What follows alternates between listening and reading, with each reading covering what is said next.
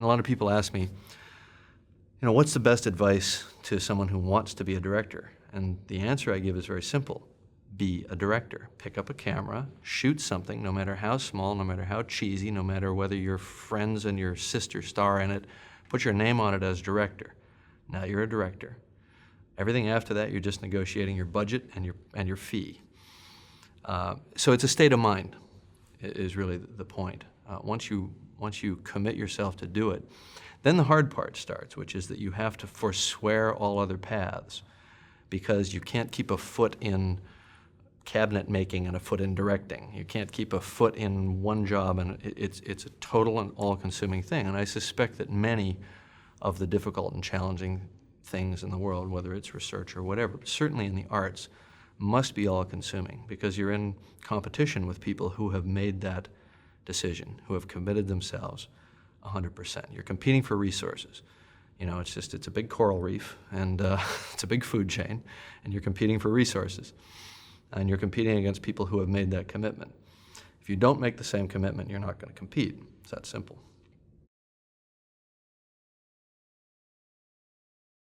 You never really get an opportunity. You take an opportunity. In the filmmaking business, no one ever gives you anything. Nobody ever taps you on the shoulder and say, I've really admired the way you talk and the way you draw. I think you'd make a good director. It doesn't happen that way. You have to constantly be pulling on somebody's sleeve, saying, hey, I want to direct, I want to direct, I want to direct, and you have to be willing to make sacrifices to do that. The mistake a lot of people, I think, make in Hollywood is that they think, well, I'll get to the top of my field as a whatever, editor, production designer, writer, and then I'll just move laterally into directing, and I'll be more respected, and I'll have more power. It doesn't work that way, because you drop right to the bottom of the pack as a director. You have to work your way up in that. I'm not saying it's not done, but so the way I did it was I came in through production design, which is good because you're thinking visually, and you're very aware of the director's problems in trying to tell a story, and how the environment is a manifestation of the narrative in some way. And I sort of proved myself as a production designer in the scrappy, stay up all night for 15 days in a row kind of independent filmmaking that was done at Roger Corman's place. This was in the early '80s. And when they see that you have the creativity and the stamina, and that you basically understand filmmaking, it's not a ridiculous leap in that environment to say, I now want to try my hand. I want to direct. And I just basically went up to Roger one day and said, I'd like to direct second unit on the film that we were making at the time, which was a low-budget science fiction horror picture. And he gave me a camera and two or three people, and we started a little second unit, and the second unit basically became this steamroller that wound up shooting about a third of the picture, because they were falling way behind on first unit. So they'd give me the actors and say, well, do scene 28 and scene 42, and all of a sudden I was working with actors, and that was terrifying, because I hadn't really thought that part through yet, that in order to direct you have to work with actors. It's not just about sets and visual effects. And so it was simultaneously a shock and a joyful discovery, because I found that all actors really want is some sense of what a writer can bring to the moment, some sense of a narrative purpose. What am I doing? What am I trying to do here? What's the scene about? And it's really pretty much that simple. So that was the next epiphany, if you will, which is this part of it is fun too. The part I didn't expect to be fun, the part I didn't expect to be good at, turned out to be, in a way, the most fascinating part. I wouldn't say I was good at it right away. It took me a long time to realize that you have to have a bit of an interlanguage with actors. You have to give them something that they can act with. You can't tell them a lot of abstract information about how their character is going to pay off in this big narrative ellipse that happens in scene 80. That doesn't help them. They're in a room. They have to create an emotional truth in a moment, and they have to be able to create that very quickly. So they need real tangible stuff, and that's a learned art, I think. But coming from from writing and understanding what they're feeling and what they're thinking, what the character's feeling and thinking, and having thought about that a lot for months in advance is the way that I get enough respect from the actors that they trust what I'm saying, they trust what I'm giving them to do.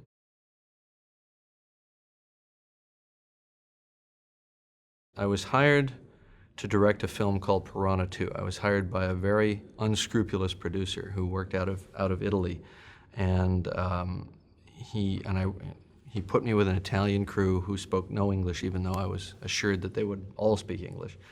And I actually had to learn some Italian very quickly, and I'm talking about in 2 weeks, because that's all the prep time I had, because I was actually replacing someone else.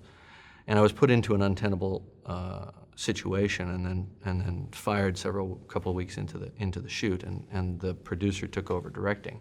And it turns out that he had actually done that twice before on his 2 previous films, and that was his modus operandi in order to get the financing and then axe the director.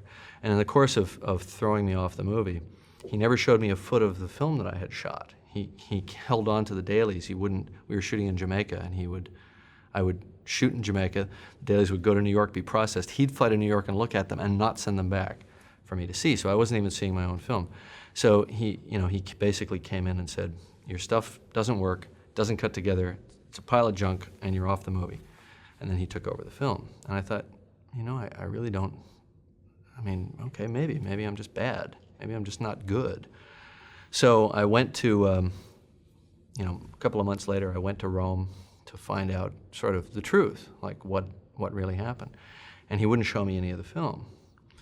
And I had been in Rome prepping the film for a couple of weeks before we went, and I remembered the code to get in, and so I went in and I just ran the film for myself. And it wasn't that bad. Because all I wanted to know was just one simple fact: could I or could I not do this job? And I made a few changes, before I flew back, which I don't know if they ever caught. I don't know if the editor ever noticed that I actually fixed a couple things. But I had to know whether what they had said was true. So here's a case where everyone around me had basically said, "You stink, you suck, you don't know what you're doing," and I accepted it. But then a little voice kept saying, "I don't think so. I don't think it could be that bad. I remember doing some pretty cool stuff with the actors in this moment and that moment," and I looked at it and it was fine. So then I thought, you know what? I actually can do this, and I just fell in with a pack of thieves and wackos here. But I also realized that I was going to have to get busy and create my own thing, that nobody would hire me after that experience. Nobody would hire me and just put me on a film. I'd have to create my own thing and hang on tenaciously to that in order to be able to direct again. And that's why I wrote The Terminator, and I had many, many people trying to buy that script, but I wouldn't sell them. I wouldn't sell the script to them unless I went with it as the director. And of course, that was a turnoff for almost everybody. But we did find one low-budget producer who was willing to make the film, and that was John Daly at Hemdale, and that's how I got my real start.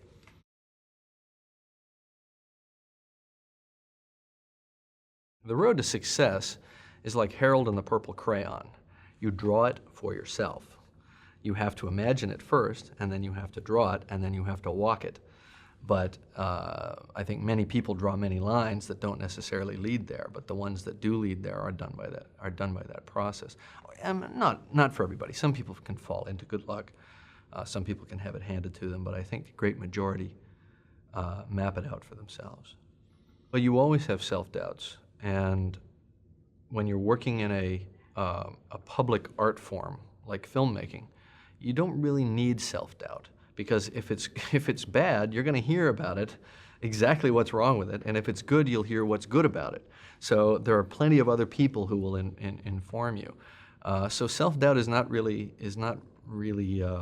necessary. You can sort of just set that one aside, just drop it at the door. What you need is a lot of confidence to stand up to the slings and arrows, the barrage of negativity. Because what basically it boils down to is that we exist in a peer environment, and when we're sort of on the fringe or on the outside and we're trying to get in, all our peers are like us, and just a bunch of friends or people with similar interests, and none of them think you're special. They think they're special.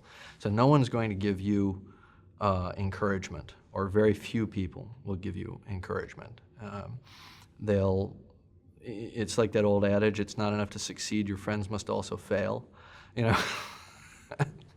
So you're not going to get a lot of tremendous encouragement from your peer group, and you can't feed on that energy. You can actually support each other in very tangible ways, but I think that thing of, dude, you got it, you're going all the way, you're not going to hear that. And you're certainly going to face rejection after rejection. You're going to knock on a lot of doors, and you're going to have to prove yourself. But I think, I think you kind of know that going in. If you're going into the filmmaking process, I think you have to go in with your eyes open, that's what it's going to be like. And here's an interesting thing, that there's a tremendous temptation to do a workaround, or to do a moral or ethical workaround or shortcut in a lot of situations, because it's easier, and it's just, you're so needy to get those little breaks and so on. And I think a lot of people get sort of ethically short-circuited at that stage, and they never recover. Because I think a lot of people would say, well, I'll do what I have to do now, but then later I'll be good. It doesn't work that way. You are who you are. And fortunately, I've managed to get where I am with the occasional burglary aside, without having to really hurt anybody or go against my word. I think ultimately your word becomes the most important thing that you have. It's the most important currency that you have. Having a successful film is very important currency as well, but in the long run, your word is the most important thing. And if you say you're going to do something, you have to do it. And I think that's what saw me through on Titanic. Titanic was in some ways the roughest project that I've ever been involved with. And what saw me through on that was that I had a relationship with the people who were quite rightly panicking, but they never completely panicked because they knew who I was. And we always treated each other with a kind of a respect. And I always did what I think was the right or ethical thing throughout that, even though it was costing me millions of dollars personally, right out of my pocket. To do it, I felt I had to do it, or they would never trust me again on another film. And I think that's ultimately the most important currency that you reap from any situation.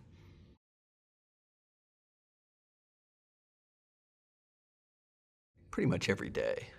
But the thing is that when you're in a leadership position, you can never, ever manifest that. You can never manifest the panic that you feel inside. And Titanic was a situation where I felt, I think, pretty much like the officer felt on the bridge of the ship. I could see the iceberg coming far away. But as hard as I turned that wheel, there was just too much mass, too much inertia, and there was nothing I could do. But I still had to play it through. There was no way to get off. And so then, you're in this kind of situation where you feel quite doomed, and yet you still have to play by your own ethical standards, no matter where it takes you, And ultimately, that was the salvation, because I think if I hadn't done that, they might have panicked, they might have pulled the plug, things might have been very different, the whole thing might have crashed and burned, but it didn't. We held on, we missed the iceberg by that much.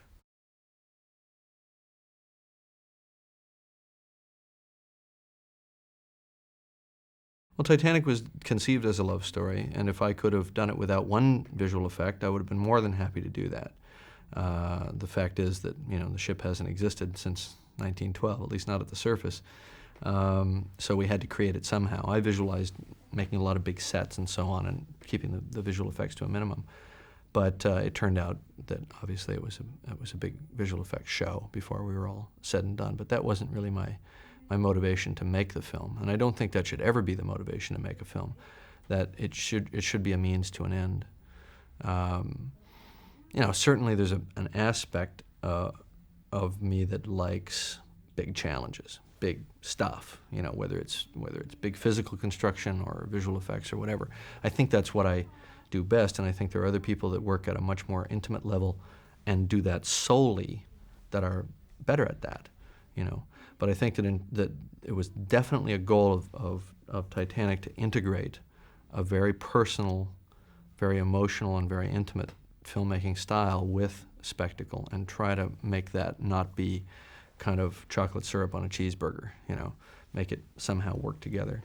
I think the spectacle got people's attention, got them to the theaters, and then the emotional, cathartic experience of watching the film is what made the film work.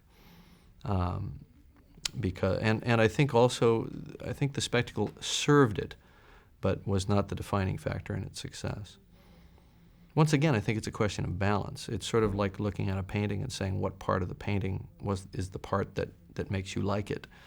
It's sort of all of it, and it's all of it working together that makes you like the painting.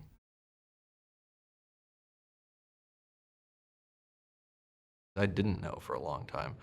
I was fascinated by the sciences. When I was a kid, I used to spend all my time out collecting pond water and looking at it through my microscope and trying to identify the various protozoa, or I'd be looking through a telescope trying to find the great nebula in Orion or whatever. My brain was going in all these different directions. Art was always sort of there. I was always drawing, but it hadn't really manifested itself as the main thing. And all the way through high school, even into college, I majored in physics. I hit a kind of a wall with the maths, and possibly with a bad teacher who kind of turned me off to calculus at a critical moment. And even though my grades were very high in astronomy and physics, I switched to English because I wanted to write. So it was sort of going in two different directions. It was a long time. It was about, I would say I was 25 or 26 before I really settled in and said, this is it, this is the decision, I'm going to work in film in some capacity. And what finally attracted me to film in such a definitive way was it was the only place I could reconcile the need to tell stories and to work in a visual art medium and the desire to understand things at a technological level, and my fascination with engineering and technology. It's one of the few media that are so dependent on technology. So it was a way to fuse those interests. I didn't know where I'd wind up within film. I actually started as a model builder and quickly progressed into production design, which made sense because I could draw, I could paint, and so on. But I kept watching that guy over there who was moving the actors around and setting up the shots, and I had never quite pictured myself as a director. I had pictured myself as a filmmaker, but I had never pictured myself as a director, if that makes any sense at all. I mean, I had wanted to make films, and I understood at some intellectual level that the director was the person who was most in charge creatively, but I'd never sort of pictured myself in that role, kind of standing up there, the guy with the monocle and the megaphone, had no meaning for me. But then I watched a couple of really bad directors work, and I saw how they completely botched it up and missed the visual opportunities of the scene when we had put things in front of them as opportunities, set pieces, props, and so on. And they had these great actors to work with, and they just blew it. And there was a moment where I said, I may not be very good at this, but I know I'm better than that guy. And that was kind of a critical moment, because when you realize that you can at least be better than somebody else who's already doing it, then you can visualize yourself doing the job.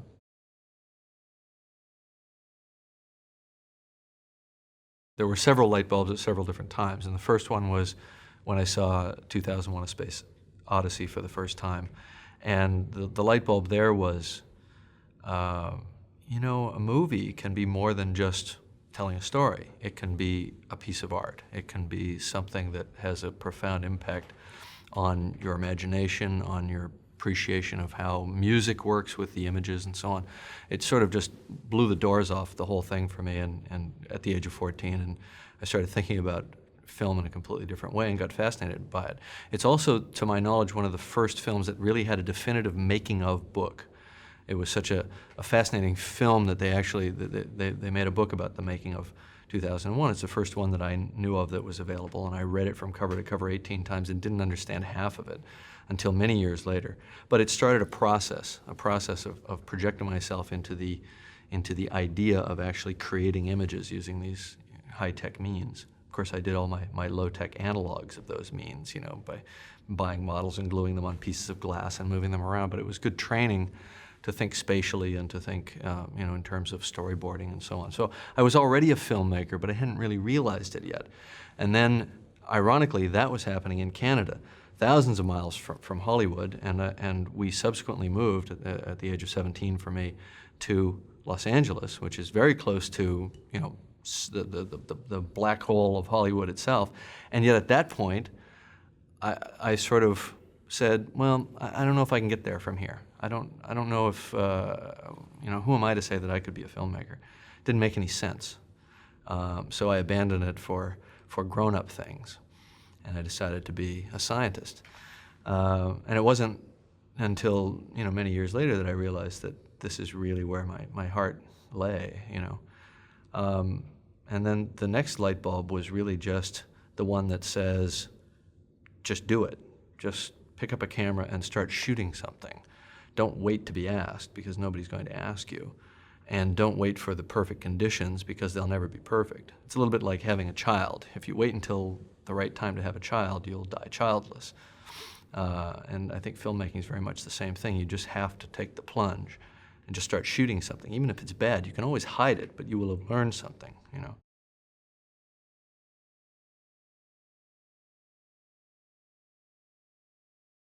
I didn't really have anything to say, but I had a lot of images, a lot of things crowding into my mind visually. I had read tons of science fiction. I was fascinated by other worlds, other environments. For me, it was fantasy. It was not fantasy in the sense of pure escapism. It was, as Isaac Asimov used to say, science fiction readers are people who escape from reality into worlds of pollution, nuclear war, overpopulation, and it's a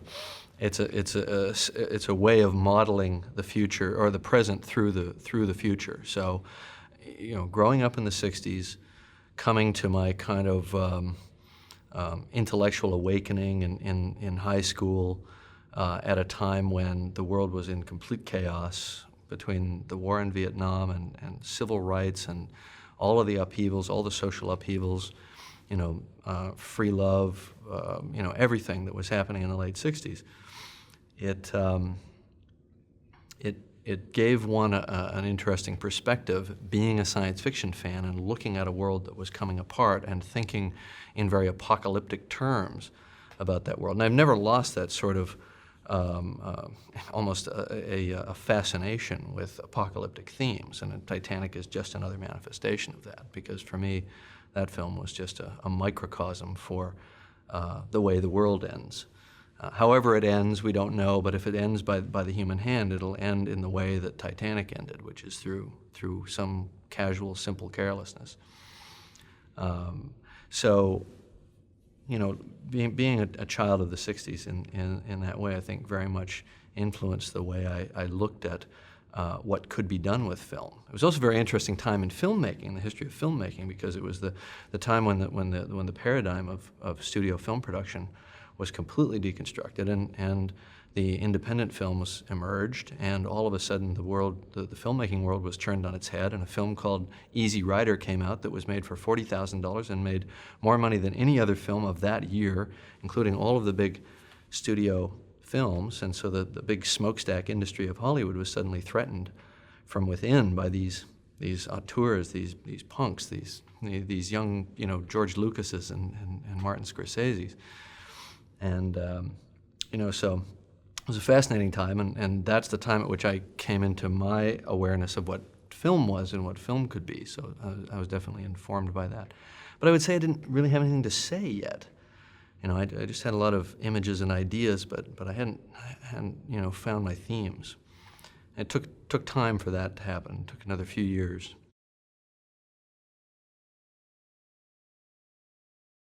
Never give up, because it's going to be unbelievably hard. It's going to be a ridiculously brutal uphill fight all the time. And you just have to have tremendous stamina and self-confidence to power through it. You have to not listen to the naysayers, because there will be many. And often they'll be much more qualified than you and cause you to sort of doubt yourself. But what I learned from those early days was to trust my instincts and to not back off, because when the hour gets dark, your instinct is to, or your tendency might be to say, well, this is just too hard, and nobody should have to go through this in order to accomplish X, whether it's a movie or whatever. But in the pursuit of excellence, and I think you can be in the pursuit of excellence when you're working on a low-budget science fiction horror film, if it's how you define it, you have to go all the way. It's that simple. Now, I don't mean trample over people. I don't mean turn into a screaming maniac. I mean you have to have made that commitment within yourself to do whatever it takes to get the job done and to try to inspire other people to do it. Because obviously the first rule is you can't do it all yourself. Even though you may know how to do many of these different tasks, you physically can't do it. And you need a team, and you need the respect and the trust of that team. So that was a lesson that took me a while to figure out, because at first I just wanted to do it all myself. I was like, you're doing it wrong, And that doesn't work. That doesn't ultimately achieve the vision, whatever the vision is, whether it's someone else's vision or when in my case when I started directing, it was my vision. I couldn't push people out of the way.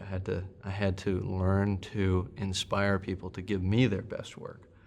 And I also had to learn to accept what they brought, even if it was either A, not as good, or B, good but just different from what I had imagined, and say that the end result of our collective efforts will be exactly that. It'll be all of our efforts together. It won't ever be exactly the way I imagined it. And that's I think, an important lesson as well, is that in any group enterprise, it's going to be the sum total of the group. So choose your group well, and go in with that little voice in the back of your mind that says, be zen about it, be philosophical. It's ultimately going to be the best that these people can do. And that's an interesting thing, because it a little bit flies in the face of the auteur theory. And I was sort of raised aesthetically on that auteur theory, and looking at the much vaunted Hitchcock films that were planned down to every frame and every molecule through storyboarding, and it all flowed from the forehead of Zeus. It's not that way. You're a band leader. When you're doing your job best, you're a band leader. It's tough, and I'm still learning it. But I've learned it well enough, I think, to do some of my best work as a result of that lesson. By inspiring the actors on Titanic, and in fact everyone on that film, the production designers, the people that were, there were several thousand people working on that film, by somehow inspiring them to do their very, very best. They brought me, I think, all of the elements, all of the moments that eventually became that film. I couldn't have done it all myself. Couldn't have done a fraction of it,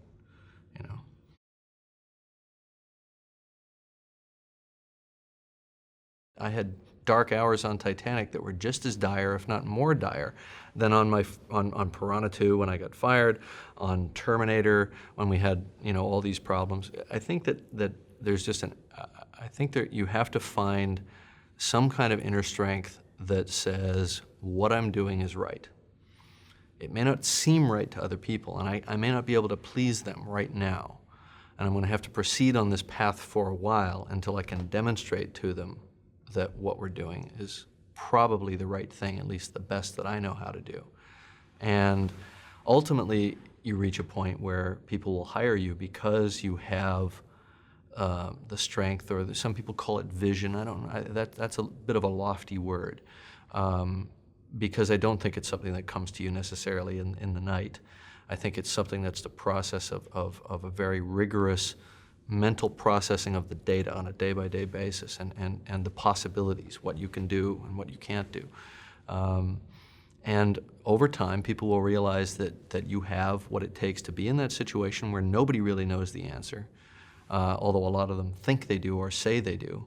And you've come up with the right formula. And to have come out of these battle situations a number of times with the right formula on a consistent basis, they tend to trust you more. as you go along. They'll never trust you completely. The they, whoever the they is. In my business, it's you know, the studio that's putting up the money, the completion bond company, whatever, the bankers, the people that don't really understand the day-to-day sweat, blood, and tears of the creative process.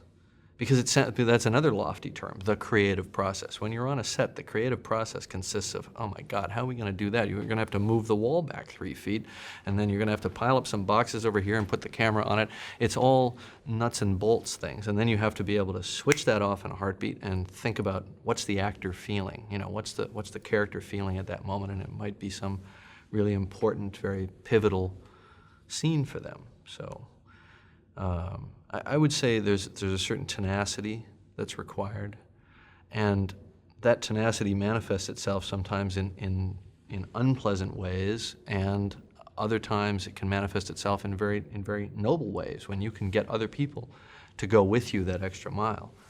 And I think a lot about of what is misunderstood about my particular filmmaking process is that I get people to go that extra mile that they've never done before, and they go into new territory. They go beyond what they previously thought were their limits, and then afterwards they talk about it like it was a big adventure. Oh man, we worked around the clock, and you know, we all almost died.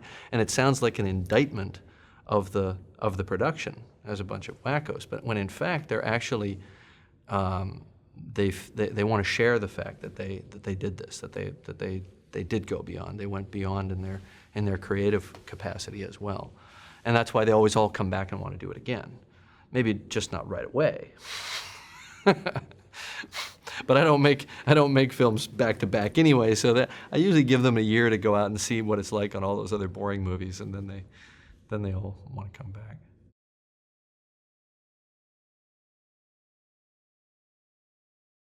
I lived in a small town. It was 2,000 people in Canada. Little river that went through it. We swam in you know, a lot of water around. Niagara Falls was about 4 or 5 miles away, the Niagara Falls. And so, you know, I've always sort of loved the water, possibly as a result of that. And that's manifested itself, obviously, in my work and in my own private time. I do an awful lot of scuba diving. I love to be on the ocean, under the ocean, live next to the ocean. But you know, in terms of you know, some wild family dynamics or anything like that, nothing that would necessarily indicate anything. I would say my mother was an artist. She was actually a housewife, but she was an amateur artist. My father was an electrical engineer. So right there, you have a collision of you know, left and right hemisphere thinking, and I think I got sort of equal parts of both. My mother was definitely an influence in giving me a respect for art and the arts, and especially the visual arts. And I used to, you know, go with her to museums and so on. And when I was learning to draw, I would sketch things in the museum, whether it was an Etruscan helmet or a mummy or whatever. I was fascinated by all that. You know, I think out of an you know, an attempt maybe to get my father's respect or interest or whatever, you know, I was, or maybe it was just a genetically passed through love of technology. I was always fascinated by engineering, always trying to build things, definitely a builder. And sometimes being a builder can put you in a leadership position when you're a kid, because then it's like, hey, let's build a go-kart. Well, you go get the wheels and you get this, and pretty soon you're at the center of a project. I think that you know, certain things must just be genetic, because I look back at, you know, who I was at 10 years old or 9 years old, and I'm the same person now, you know, and in essence, wanting to build things and wanting to get a lot of people together and do some grandiose thing, whether it was build a fort or a tree house or an airplane. Once we built an airplane, not intending it to fly, just hang from a tree, but, you know, that sort of thing. And I realize I'm just doing the same thing now, just getting a bunch of kids to, you know, help me build a fort, except that now it takes, you know, $100 million, and the kids are all my age. Yes, good student, mostly because of curiosity. I mean, a real natural curiosity. I wasn't trying to please anybody. I wasn't trying to, for me, it wasn't competitive against the other kids. It wasn't about trying to please my parents so much as I just wanted to know things, the sciences, history, even math to an extent. I was just, I was just switched on somehow, and I think, that's the most important thing when I look back to that formative period, and I'm thinking junior high through high school. That it was a 6-year period. It was curiosity, and I'd spent all my free time in the town library, and I read an awful lot of science fiction, and the sort of the line between reality and fantasy blurred. I mean, I was as interested in the reality of biology as I was in reading science fiction stories about, genetic mutations and post-nuclear war environments and distant, interstellar travel and meeting alien races and all that sort of thing. I read so voraciously. I mean, it was tonnage. I rode a school bus to school for an hour each way each day in high school. Because they put me in a program, an academic program that could only be serviced by this high school that was much further away. So I had 2 hours a day on the bus, and I tried to read a book a day. And usually it averaged a book every other day. But if I got really interested in something, it was propped up behind my math book or my science book, all during the day in class. So it was really more by authors. It would have been Arthur Clarke and A.E. Van Vogt, all the kind of the mainstream old guard of science fiction at that time. And then in the latter years of high school, then you get into the newer guys at that time, Harlan Ellison, Larry Niven, people like that. But it was pretty much a steady diet of science fiction.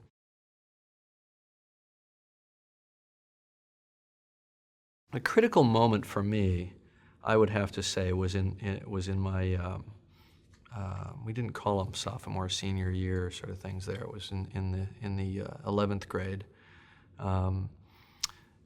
My biology teacher, Mr. McKenzie, decided that what our school needed was a theater arts program, and we didn't have it.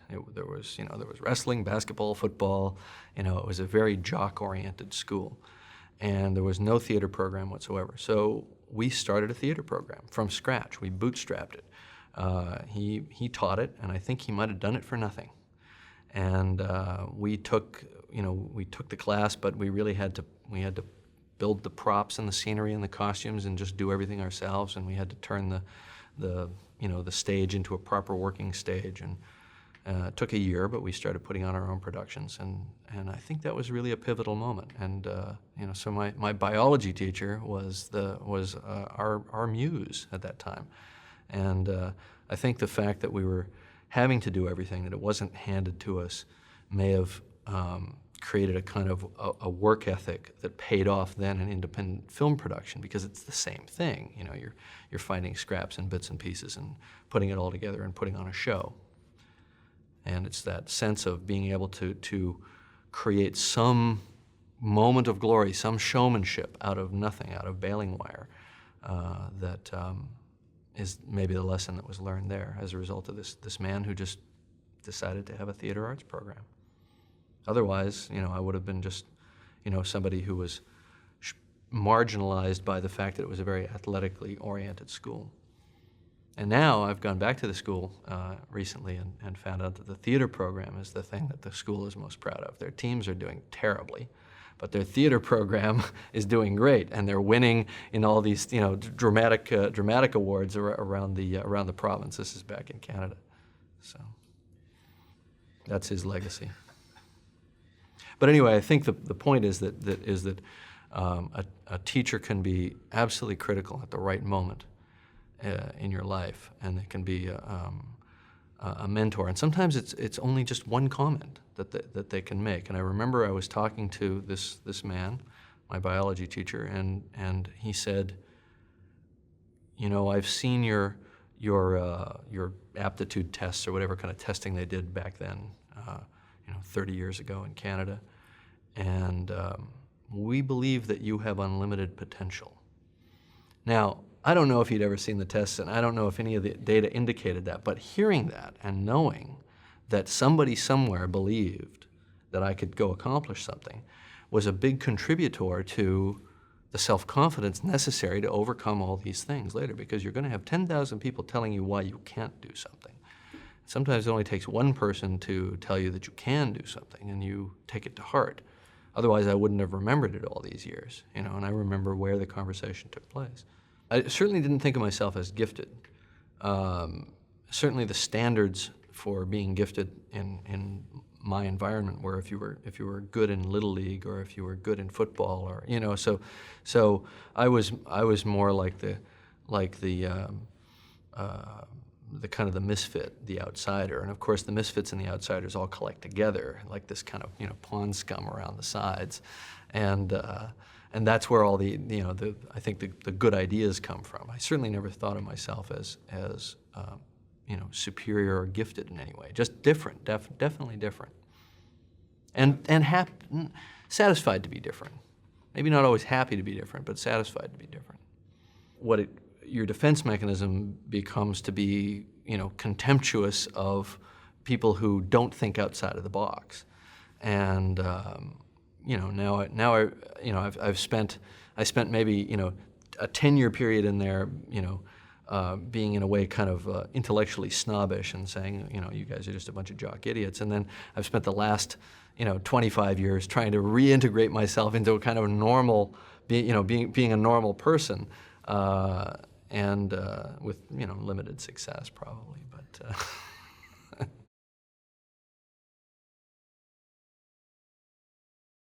I would say that my father was completely unsupportive in any way, shape, or form, and was really sort of just sharpening his knives, waiting for me to fail so that he could say, aha, I was right, you should have gone into engineering.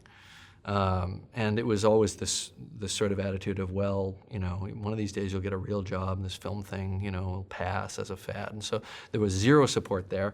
And I actually think that it made me angry enough that I had to succeed. I think if I had a soft, rosy, supportive kind of, it's good if you do it, but if it doesn't work out sort of thing, it would have been different. But it kind of made me mad. And I had to prove that I was right, that this was the right thing to be doing. And I think it made me mad enough to get good, you know.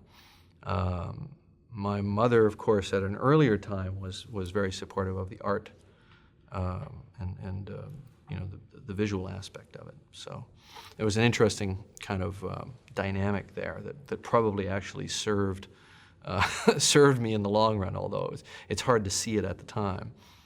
It was certainly difficult financially, but you know, you learn to survive. You learn to prioritize, and you learn, I think, also that if you're going to do something, you have to do it all the way, and you have to just put it before all other things.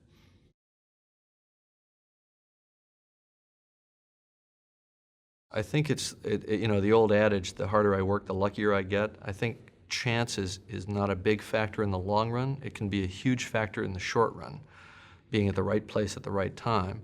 But certainly the critical factor, even with that chance, is being able to recognize a true opportunity and seize it the moment it presents itself, and not wait and overthink it because it will pass, you know. And I think there are many talented people who haven't gotten to fulfill their dreams because they overthought it, or they were too cautious, and they were unwilling to make the leap of faith. I think there are a lot of people who are winos sleeping rolled up in a carpet remnant down in some alley someplace that also made that leap of faith and either made it at the wrong time or never had the skill to back it up.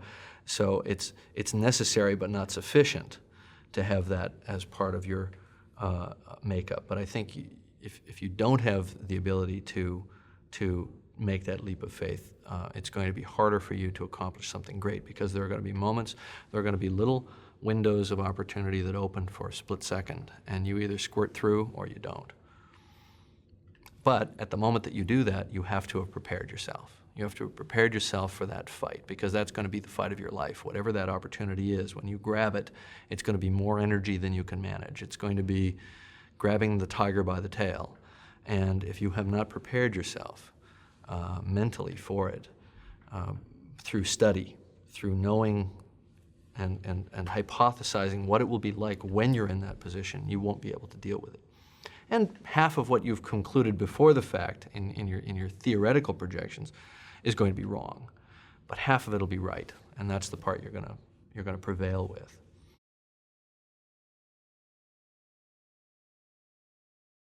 The films that influenced me were so disparate that there's almost no pattern. Stanley Kubrick was an influence because I loved 2001: A Space Odyssey, and the more I learned about him and his methodology, the more I realized what a rigorous.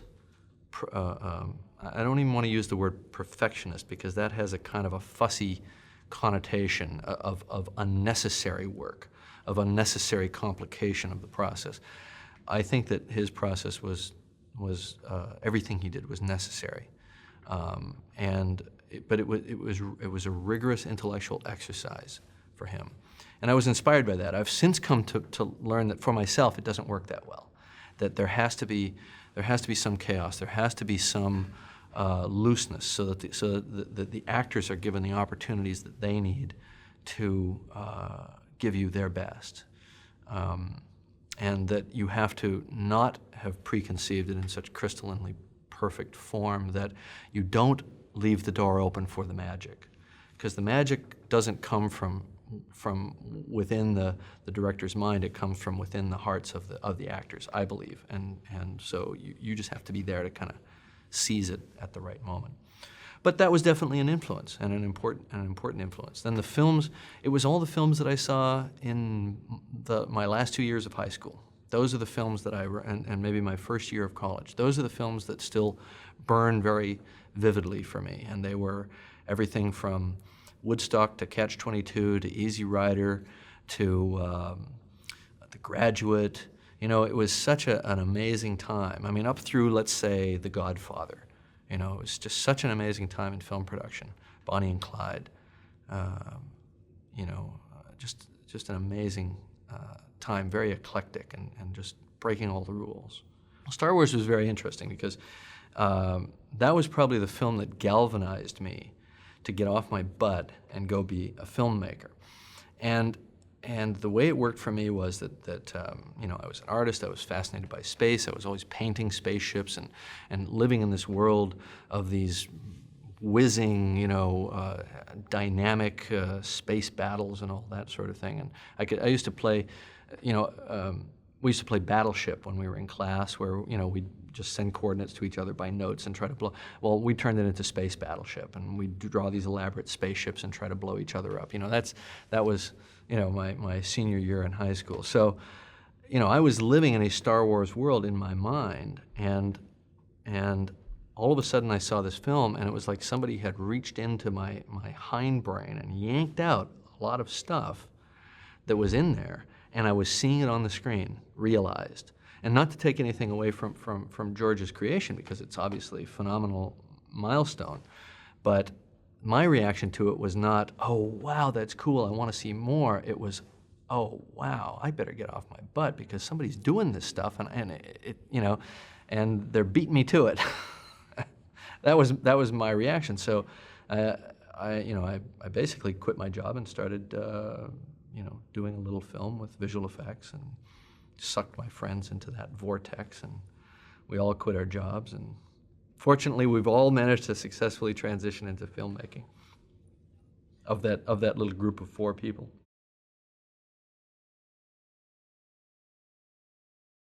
The thing that is exciting about filmmaking is to think back to the moment in time right before you had the idea, and think about that at the moment that you're sitting or standing on the set, and there are thousands of people around, and they've built this huge set, and there are all these actors, and there's all this energy and all this focus, and realize that it's all in the service of something that was made up out of whole cloth. You know, I mean, that's fun. I mean, that's what an architect must feel like when they drive down the street and they look up and see a building that they designed. It's something that you imagined made tangible. And I get that rush much more on the set than I do when the film is done, because for some reason when the film is done, you've lived with it for so long that it's not new anymore, and it almost seems like just destiny. That's just what it is. But there's a time on the set when it's new and you can walk into it and you can see it, and it's this physical, tangible manifestation of pure imagination. Now, as much fun as that is, it becomes a curse the next time you sit down and face the blank CRT and you have to come up with something, because you know that there's going to be a moment in time when everybody's going to be standing around having built this and having gathered to do it, and this huge human enterprise, and you better think of something good, you know. So it's sort of the rush that you get out of it, but it's also the thing that haunts you before you start. I think that characterizing whatever I've brought to filmmaking is probably best left to others. I know what I've tried to do, which is tell stories that excite the imagination and maybe say something at a thematic level, maybe something about the human condition with respect to our human relationship with technology, because ultimately I think all my stories have been about that to one degree or another. And to allow people to step through that screen into that world, whatever it is, you know, whether it's the world of the Abyss or the world of the Terminator or Titanic, to let people live in that, create that space for them, and let them live in the shoes of those characters for a while. That's what I set out to do. I think it's really up to others to sort of sort it out, what it ultimately means. The thing is that I see my things that I've done that I know were inspired by other things. I see then other filmmakers picking up on my leads, taking it further, and I realize that it's part of an ongoing creative process that is kind of self-perpetuating. And so I think of myself as part of as a link in a chain of cinematic ideas, and it's fun. It's fun to have that place.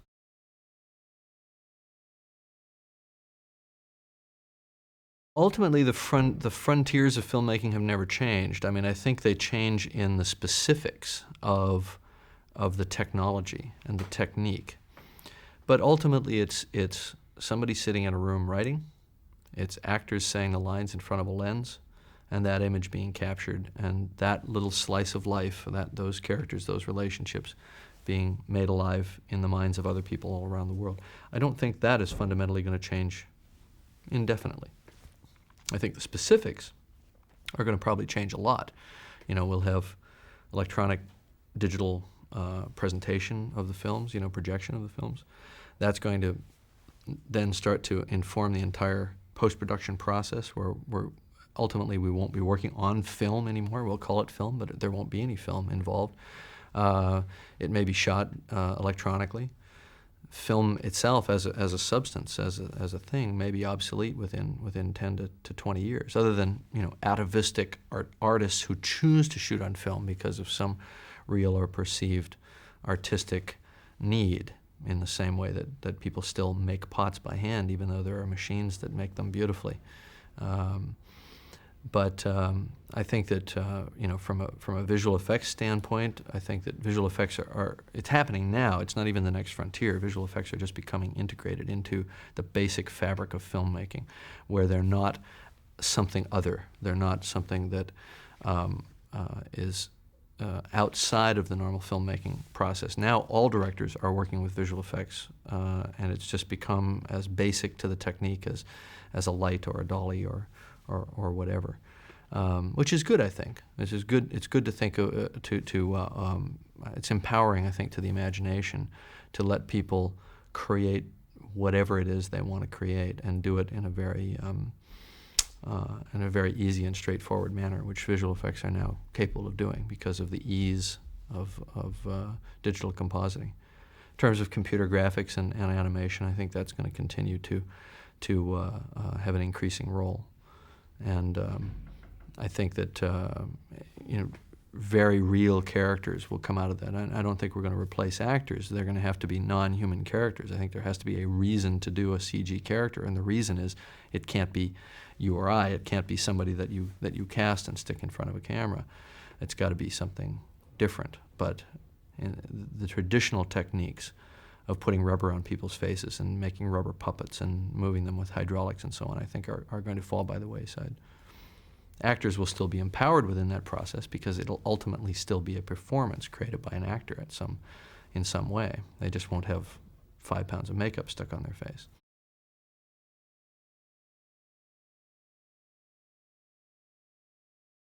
There are many things that I'd love to do. There are still a lot of stories that I want to tell.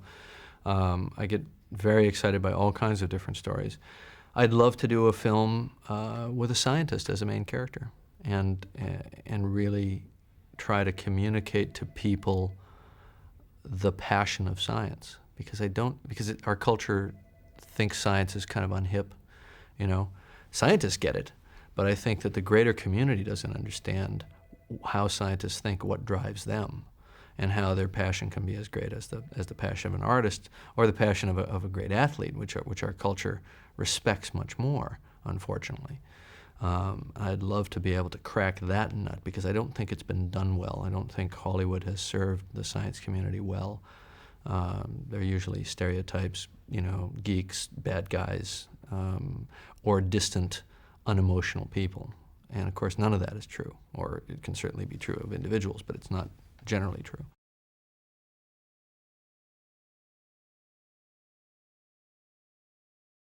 I used to think that the great films that I saw, the great works of art, were just something that somebody imagined in every detail and then went and did. I didn't realize that the creative process is the end result of a lot of different people bringing a lot of different things to the table, and it's impossible to predict, and it's a real-time monitoring, shaping, molding process that goes along, and the end result may be quite different than what you imagined when you started out. But that's how it works. That's what it is. In terms of achievement, you know, I'm at an interesting point right now, because just having done this film, it's definitely a high watermark, and I have to evaluate what that means. Do I let the success of that overpower my artistic instincts? You know, because there's a lot of things I want to do, and some of them I know for certain are going to be disappointments to people who think that you know, I'm going to come out and try to kick Titanic's butt, because it might be some little intimate thing, or it might be something that's a little off center. And I think that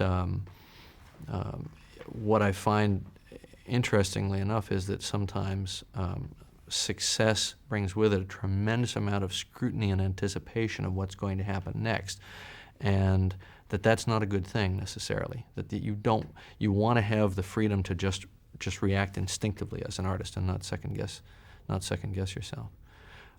So, you know, when I've been speaking to young people, which I've been doing a lot lately, that are right at the cusp of sort of deciding their path, I relate to where I am right now. I relate where I am right now a little bit to where I was when I was 17, 18 years old, and thinking, oh, I've got to make this big decision. You know, I've got to make this big decision what I'm going to be, and if I mess it up, I mess up my whole life. You know, and it's just not like that.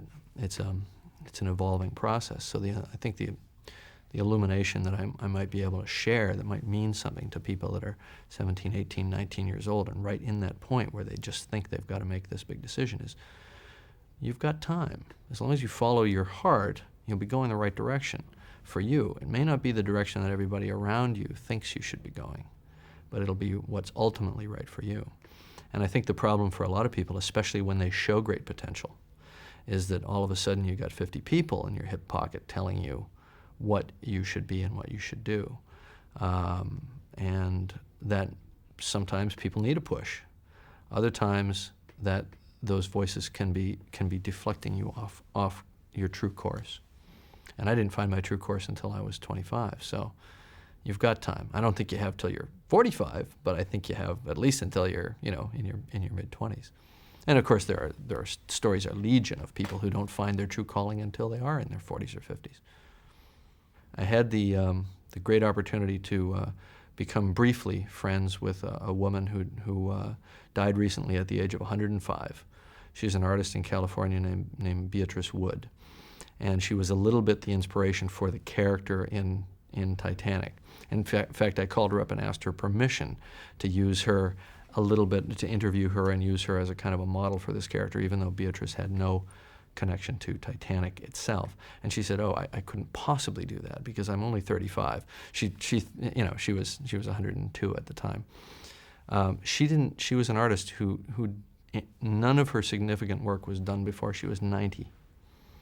She kind of switched on when she hit 90. And I think that's an interesting thing to remember.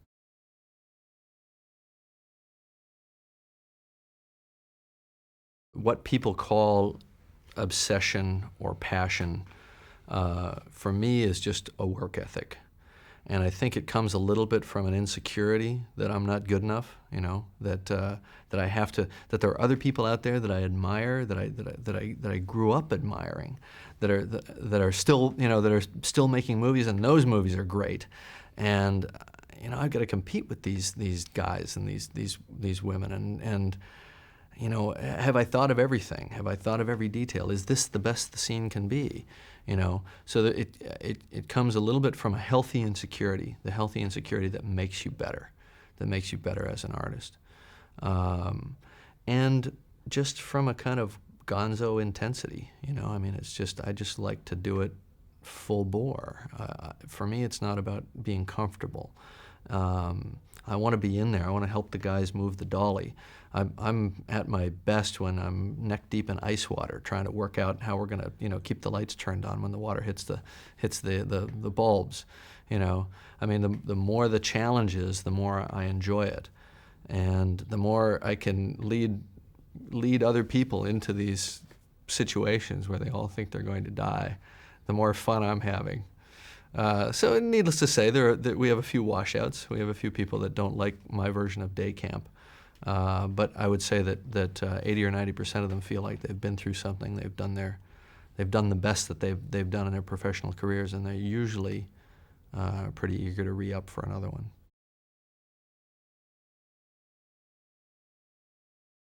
Well, as a Canadian, the American dream had a very negative and pejorative connotation when I was growing up, because it was this kind of cultural imperialism.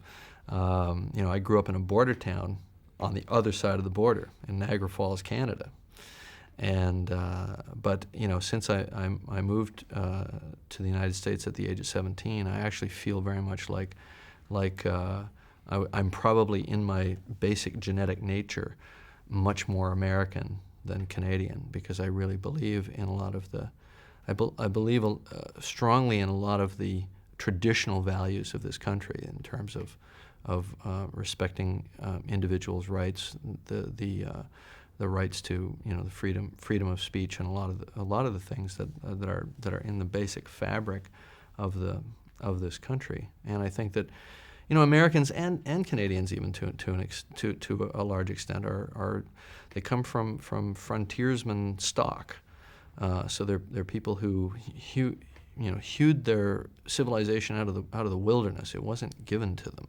It's not like people growing up in Italy or France in the shadow of past glories from thousands of years before. We made what we have, and we don't have a great cultural depth like they do, but what we have is ours, by God. And I like that. I like that about it. It sort of puts your hand on the tiller of destiny in a way, and America definitely has its hand on the tiller of destiny for this planet. For good or bad doesn't mean you know what you're doing. Necessarily. But the other thing is that Americans are very, very happy to argue like crazy about everything and just hold things up to ridicule and challenge that other countries just take for granted. And I think that's a good thing. I mean, the whole Monica Lewinsky thing is the dark side of that. It just goes on and on forever, and the other countries all think we're a bunch of idiots. But it's a manifestation of a good thing, that everything has to be examined and challenged.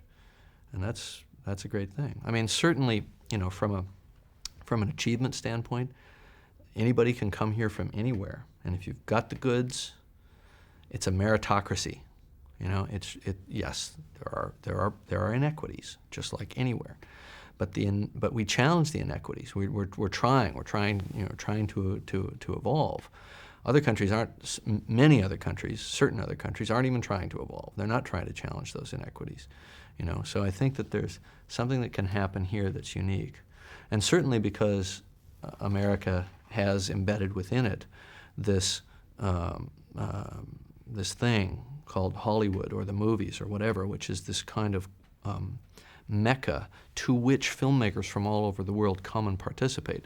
It's become a kind of entertainment slash pop culture leader for the world, and so there's a grave responsibility in that as well.